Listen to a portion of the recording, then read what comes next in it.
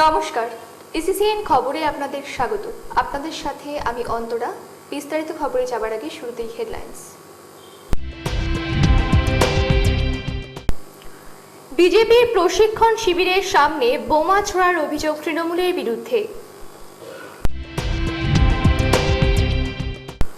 কংগ্রেসের জেলা সভাপতির দায়িত্ব নিলেন প্রাক্তন বিধায়ক কেশব রায়।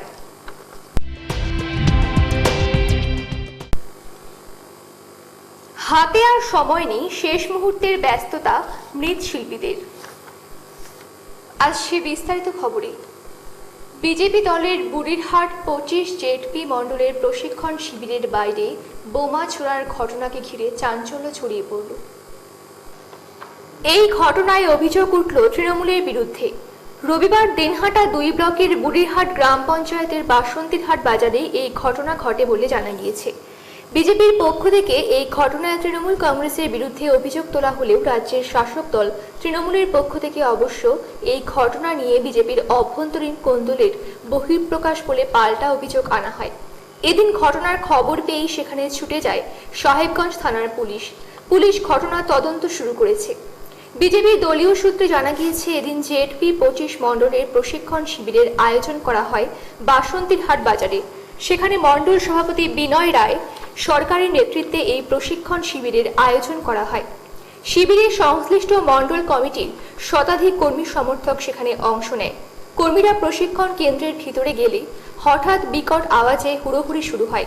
প্রশিক্ষণ শিবির শুরুর আগেই 10-12টি বাইকে করে এসে তৃণমূলের একদল দুষ্কৃতী প্রশিক্ষণ কেন্দ্রের বাইরে পরপর বোমা ফাটায়। বিজেপি কর্মী সমর্থকরা বেরিয়ে এলে ওই দুষ্কৃতীরা পালিয়ে যায় বলে অভিযোগ। বিজেপির জেডপি 25 মণ্ডল সভাপতি বিনয় রায় সরকার বলেন, তৃণমূলের দুষ্কৃতীরা প্রশিক্ষণ শিবিরে বানচাল করবার জন্য এদিন সেখানে বোমা ফাটায়। বিজেপি কর্মী সমর্থকরা বেরিয়ে এলে দুষ্কৃতীরা পালিয়ে যায় এবং নির্ধারিত সময়ে প্রশিক্ষণ শুরু হয়। দলের কোচবিহার জেলার সম্পাদক সুদেব কর্মকার বলেন, বিধানসভা নির্বাচনের আগে তৃণমূল নেতাকর্মীদের পায়ের তলা থেকে মাটি সরে যাচ্ছে, তাই দলের প্রশিক্ষণ শিবিরকে বানচাল করার জন্য এদিন সেখানে বোমা ছুড়ে শাসক দলের দুষ্কৃতীরা। গোটা ঘটনা রাজ্য নেতৃত্বকে জানানো হয়েছে। বিষয়টি নিয়ে তৃণমূলের দিনহাটা 2 ব্লক সভাপতি বিষ্ণু কুমার সরকার, যুব তৃণমূল নেতা তাপস দাস প্রমুখ বলেন, বিজেপি দলের নিজেদের গোষ্ঠীদ্বন্দ্বের জেরে এদিন ওই দলের কর্মীরা নিজেরাই প্রশিক্ষণ শিবিরের সামনে বোমা ছুড়ে নিজেদের গোষ্ঠীদ্বন্দ্বকে ধামাচাপা দেওয়ার জন্য তৃণমূল কংগ্রেসের ওপর দোষ চাপানোর চেষ্টা করছে। তৃণমূল নেতৃত্ব বলেন, রাজ্যের মমতা বন্দ্যোপাধ্যায়ের নেতৃত্বে যেভাবে উন্নয়ন চলছে তাতে বিজেপি দলের অনেক কর্মী সমর্থক প্রতিদিনই সেই উন্নয়নে সামিল হতে তৃণমূলে যোগদান করছেন। দিশেহারা হয়ে এখন মিথ্যে অভিযোগ এনে মানুষকে বিভ্রান্ত করার চেষ্টা করছে। আগামী নির্বাচনে রাজ্যের মানুষ তাদেরকে উপযুক্ত জবাব দেবে। সাহেবগঞ্জ থানার ওসি সৌমাল্য আইচ বলেন, এখনো কোনো অভিযোগ হয়নি, তবে ঘটনার তদন্ত শুরু হয়েছে।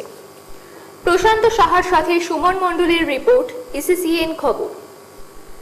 কোচবিহার জেলা কংগ্রেসের সভাপতি মনোনীত হওয়ার পর দলের দায়িত্বভার গ্রহণ করলেন প্রাক্তন বিধায়ক কেশব চন্দ্র রায়। রবিবার কোচবিহার পুলিশ লাইন এলাকায় অবস্থিত কংগ্রেসের কোচবিহার জেলা কার্যালয়ে রাজীব ভবনে গিয়ে দায়িত্বভার গ্রহণ করেন কোচবিহার জেলা কংগ্রেসের নবনিযুক্ত সভাপতি কেশব চন্দ্র রায়। এরপর দলীয় কর্মী সমর্থকদের নিয়ে বৈঠক করেন। এদিনের এই বৈঠকে উপস্থিত ছিলেন জেলা সভাপতি ছাড়াও সাধারণ সম্পাদক কমল দাশগুপ্ত, মাসুদ হাসান, আলতাফ হোসেন সহ অন্যান্যরা।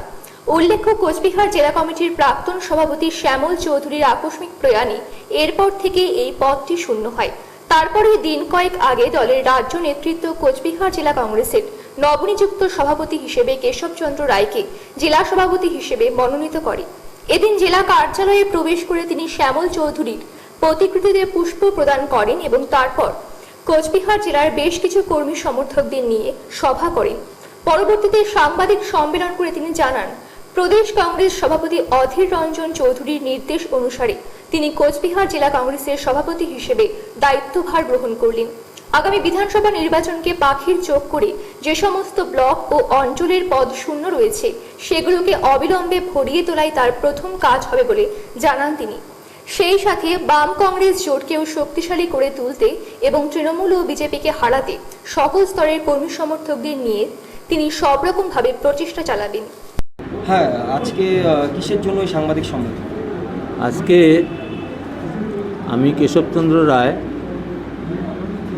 আমাদের প্রদেশ কংগ্রেসের মাননীয় সভাপতি অধীর রঞ্জন চৌধুরী পরামর্শক্রমে এবং আমাদের সারা ভারত কংগ্রেসের সভাপতি মাননীয়া সোনিয়া গান্ধীর অনুমোদন ক্রমে আমাকে জেলা কংগ্রেসের সভাপতি হিসেবে দায়িত্ব দেওয়া হয়েছে। তাই সকল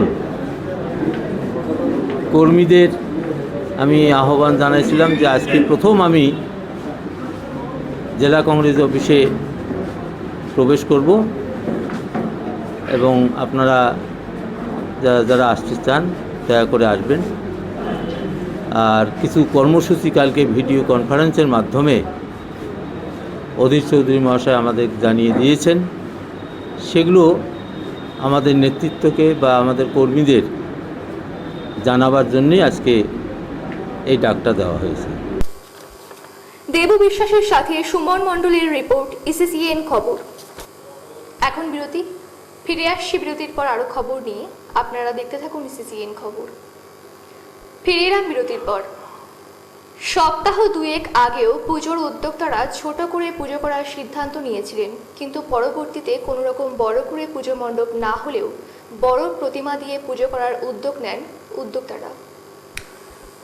আর তার ফলেই শেষ মুহূর্তে প্রতিমার বরাত মেলায় অল্প সময়ের মধ্যে প্রতিমা তৈরি করতে গিয়ে হিমশিম খেতে হচ্ছে মৃৎশিল্পীদের। মাঝে আর মাত্র কয়েকটি দিন। এই অল্প সময়ের মধ্যে মূর্তি তৈরি করতে শেষ মুহূর্তের ব্যস্ততা তুঙ্গে দিন হাজার মৃৎশিল্পীদের। প্রথম দিকে পুজোর জন্য মূর্তি সেভাবে বরাত মেলেনি, তাই তারা পুজো হবে কিনা তা নিয়ে সন্দিহান ছিলেন। সেক্ষেত্রে ছোট ছোট করে প্রতিমা তৈরি করেছিলেন অনেকেই। কিন্তু শারদীয়া উৎসব এগিয়ে আসতে পুজো উদ্যোক্তারা শেষ মুহূর্তে বড় মূর্তি তৈরির বরাত দেন, আর তার ফলে মৃৎশিল্পীদের তড়িঘড়ি করে বড় প্রতিমা তৈরির কাজ শুরু হয়। যারা ছোট এবং নমনম করে পুজো করবেন সিদ্ধান্ত নিয়েছিলেন, পরবর্তীতে তারাও বড় মূর্তিতে পুজো করার সিদ্ধান্ত নেয়। দিনহাটার কয়েকটি পুজো উদ্যোক্তা বলেন, কঠিন এই সময়ে বড় প্রতিমা দিয়ে পুজো করা নিয়ে তারা সন্দিহান ছিলেন। পরবর্তীতে প্রতিবেশীরা সকলেই এগিয়ে আসায় ছোট প্রতিমার পরিবর্তে বড় প্রতিমা দিয়ে পুজোর সিদ্ধান্ত হয়। তাই প্রতিমার বায়না দেওয়ার ক্ষেত্রে দেরি হয় তাদের। মৃৎশিল্পীদের প্রদীপ পাল বলেন, গত কয়েক মাস ধরে সব রকম পুজো পাঠ বন্ধ রয়েছে। করোনা আবহে এবছর দুর্গাপুজো হবে কিনা তা নিয়েও তারা উদ্বেগের মধ্যে ছিলেন। তাই কয়েকটি ছোট ছোট মূর্তি তারা গড়েছিলেন। তবে পুজো উদ্যোক্তারা দেরিতে বড় মূর্তির বরাত দেওয়ায় অল্প সময়ের মধ্যে তাদের মূর্তি তৈরি কাজ সম্পন্ন করতে হচ্ছে। হাতে আর সময় নেই, মাঝে মাত্র আর 3 দিন। অল্প সময়ের মধ্যে সব মূর্তি সম্পন্ন করতে শেষ মুহূর্তের ব্যস্ততা চলছে। আগে বানানো ছোট প্রতিমাগুলি বিক্রি না হলে কঠিন এই সময়ে নতুন করে আর্থিক ক্ষতির মধ্যে পড়তে হবে।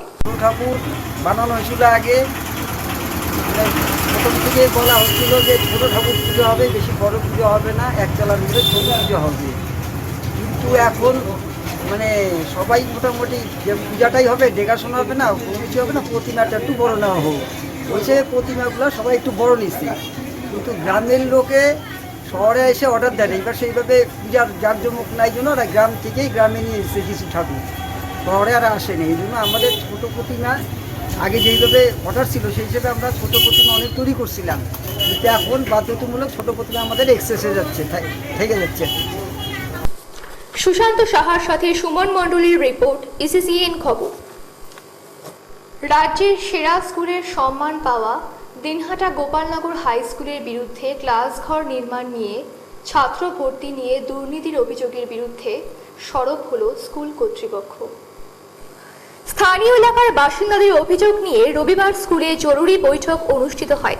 বৈঠক শেষে সাংবাদিক বৈঠক করে প্রধান শিক্ষক আকাশ আলী, পরিচালন সমিতির সভাপতি পরেশ রায় স্থানীয় বাসিন্দারা যে অভিযোগ তুলেছে কাজে ঠিক নয় বলে জানিয়ে দেন।